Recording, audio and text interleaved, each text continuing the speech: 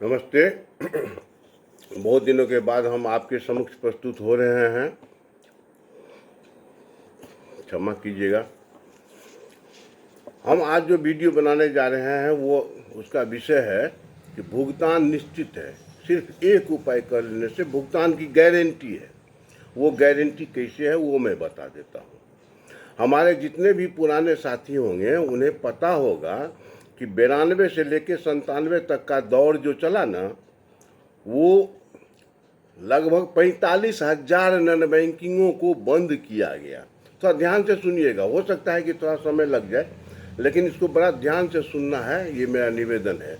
और एक ही निवेदन और है कि एक कमेंट अवश्य कीजिएगा, अच्छा बुरा न्यूट्रल कुछ भी हो, लेकिन एक कमेंट अवश्य कीजिएगा। तो मेरा यह निवेदन है कि वो जो पुराने साथी हैं वो जानते हैं कि 92 से लेकर 97 तक का दौर नॉन बैंकिंगों को बंद किया गया, और उस समय में कोई भी सरकार इस पर कोई भी ध्यान नहीं दिया। केवल कोर्ट उसको जो 2-4 महीने 6 महीने का जेल तेल दे के कैसे घूस घास पर अपना छूट गया, आज वो मौज मना रहा है और सभी जमाकर्ता आज रोड पर हैं। यही स्थिति सहारा इंडिया की हो चुकी है।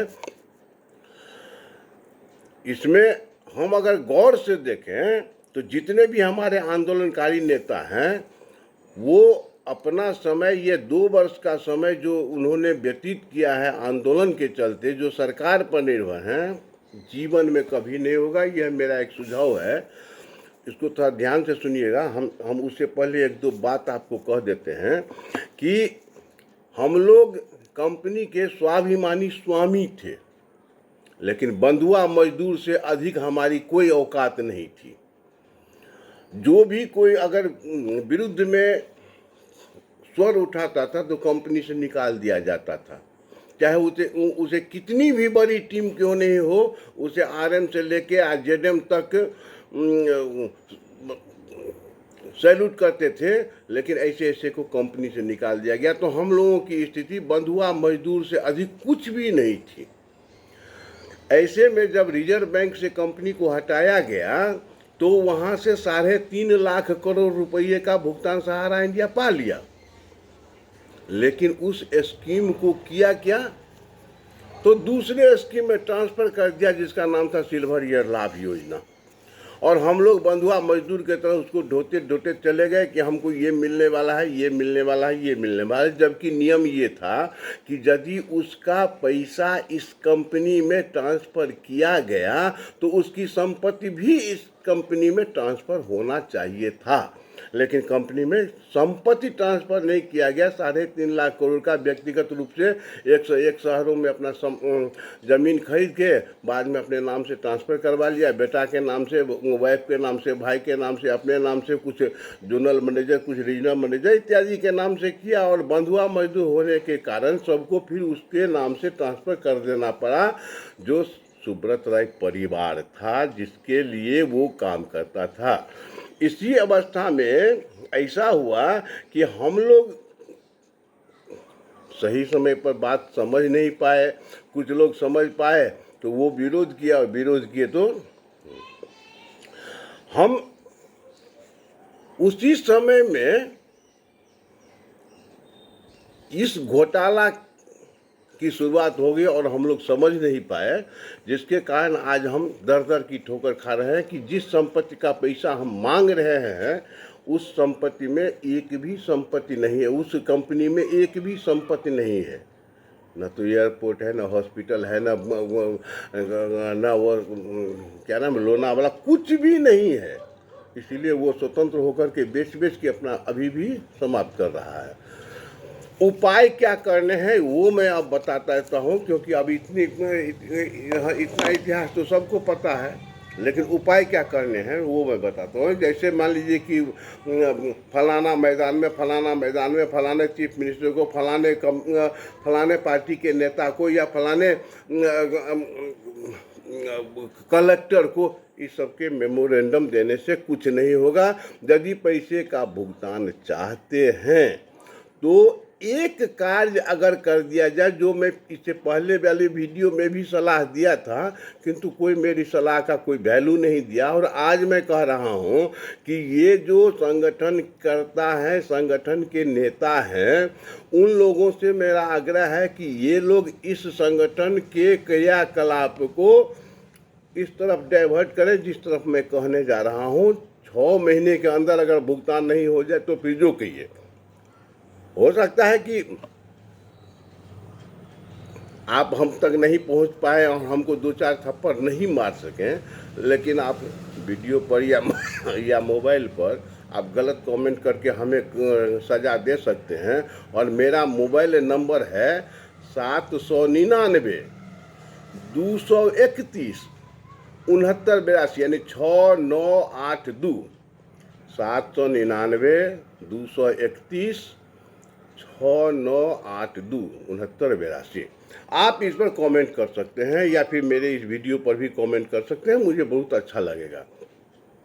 करना क्या है कि कम से कम चाहे वो सीधे जमा करता ही क्यों ना हो, किसी नेता तेता के चक्कर में, किसी संगठन के चक्कर में ना पड़ते हुए, सुप्रीम कोर्ट का जो मेन गेट होता है जिससे कार सब इंट्रेंस करता है, उसको नहीं, सुप्रीम कोर्ट का वह गेट जहां से वकील और जज जाते हैं बहस करने के लिए इजलास पर, उस सभी 7 दरवाजे हैं या 6 दरवाजे हैं या कुछ ऐसे ही हैं, जो भी हो, तो हमने तो सुप्रीम कोर्ट आज तक देखा भी नहीं है। तो उन सभी दरवाजों पर 9 बजे हम लोग सो जाएं।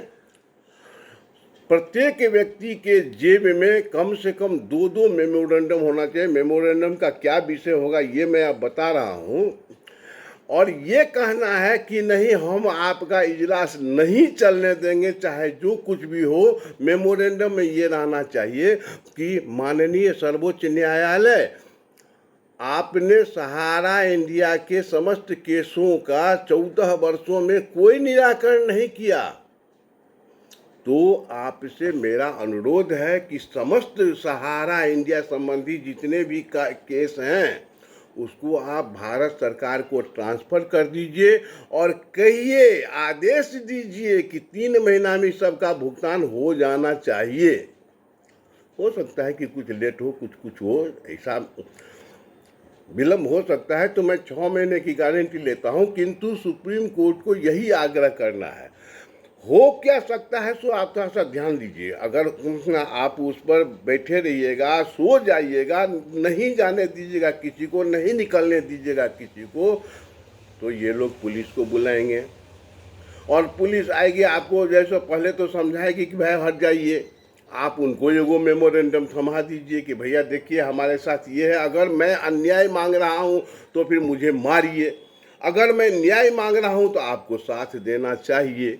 हो सकता है कि हाकिम लोगों का आदेश पुलिस माने, हमारी बात को पुलिस न माने, तो हमको ऐसा हो सकता है 1-2 थप्पड़ लपड़ या 1-2 डंटा मारे, तो हम लोग डंटा से बचते हुए फिर भाग जाएंगे, फिर आके सो जाएंगे।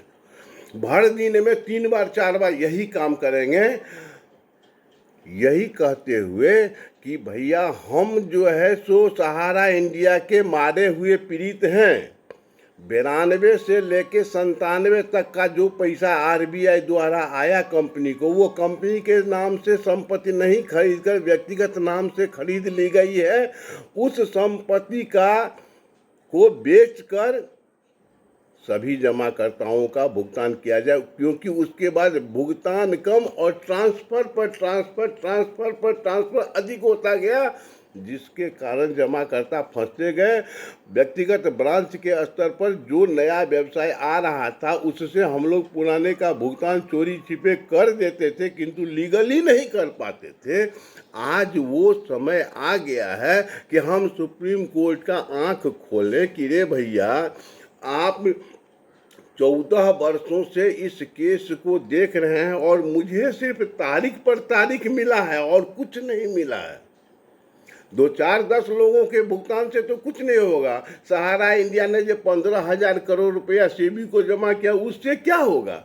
अगर आप 15,000 करोड़ ब्याज सहित मिला के 25,000 करोड़ रुपया वापस कर देते हैं तो इससे कितने % लोगों का भुगतान होगा? कुछ नहीं होगा, कम से कम 1.5-2 लाख करोड़ का भुगतान है जो सहारा रियल एस्टेट में है, सहारा हाउसिंग बॉन्ड में है, सहारा क्यू शॉप में है, सहारा के जो है सो सिल्वर ईयर लाभ योजना में है, और बहुत सारे स्कीमों में पैसा फंसा हुआ है जिसका समस्त भुगतान इस 25,000 करोड़ से नहीं होगा। और 5,000 करोड़ दिया, 1,000 करोड़ दिया, 10,000 करोड़ का फिर मैसेज दिया है और हम खुश हो रहे हैं। भैया मेरे, इस सबसे कुछ नहीं होने वाला है। सिर्फ सोसाइटी, कोऑपरेटिव सोसाइटी है, सहारा क्रेडिट कॉर्पोरेशन, हमारा क्रेडिट, इसमें लगभग 1 लाख करोड़ का भुगतान है। पीछे रखे हुए जो लोग सही समय पर नहीं भुगतान ले पाए, वो सहारा का रियल इस्टेट है, हाउसिंग बॉन्ड है, जिसको सेबी ने कहा था कि भैया आप जैसे एप्लीकेशन दीजिए हम आपको भुगतान कर देंगे। बहुत लोगों ने भुगतान पाया भी, बहुत लोगों को हम लोगों ने नहीं करने दिया, क्योंकि हमारे आंख पर तो पट्टी था कि भैया हम इस कंपनी के संयुक्त स्वाभिमानी स्वामी हैं। इसीलिए बंधुआ मजदूर से अधिक का कोई हमारी स्थिति नहीं थी, जिसके कारण हम कुछ नहीं कर पाए। हम केवल बरगलाते रहे क्योंकि हमको बरगलाया जाता रहा। अगर ये आप काम करते हैं तो फिर कंपनी आरबीआई से, कंपनी ने जो पैसा पाया तो पैसा का नहीं, अकाउंट का ट्रांसफ़र दूसरे कंपनी में हो गया और संपत्ति ट्रांसफ़र नहीं किया गया। यहाँ से अगर छानबीन आरंभ होती है, सारा का सारा दूध का दूध और पानी का पानी निकल जाएगा। और भुगतान 6 महीने के अंदर की गारंटी है। भैया मेरे बात को विश्वास करना हो करिए, ना करना हो करिए। निवेदन है कि सिर्फ आप एक कमेंट अवश्य कीजिएगा। बहुत बहुत धन्यवाद। जय हिंद, जय भारत, वंदे मातरम।